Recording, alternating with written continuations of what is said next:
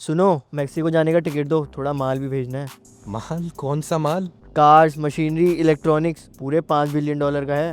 Sir 2026 से duty double triple होने वाली है, 50% तक। 50%?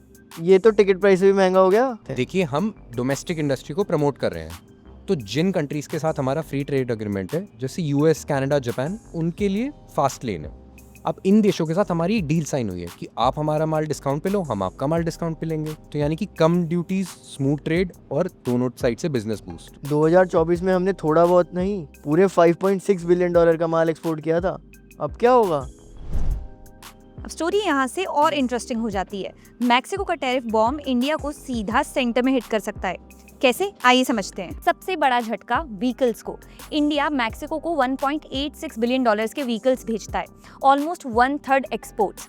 अगर ऑटो सेक्टर पर टैरिफ्स 50% तक बढ़ गए तो इंडियन ऑटोमोबाइल एकदम से महंगे हो जाएंगे और कंपटीशन से बाहर। और ये इम्पैक्ट सिर्फ ऑटोमोबाइल्स तक लिमिटेड नहीं है, बल्कि इलेक्ट्रॉनिक्स, मशीनरी, एल्यूमिनियम, ये सब प्राइस सेंसिटिव आइटम्स हैं। तो टैरिफ बढ़ते ही बायर्स सीधा उन कंट्रीज की तरफ शिफ्ट हो जाएंगे जिनके साथ मैक्सिको का फ्री ट्रेड एग्रीमेंट है। एफटीए का मतलब होता है लो या जीरो ड्यूटी।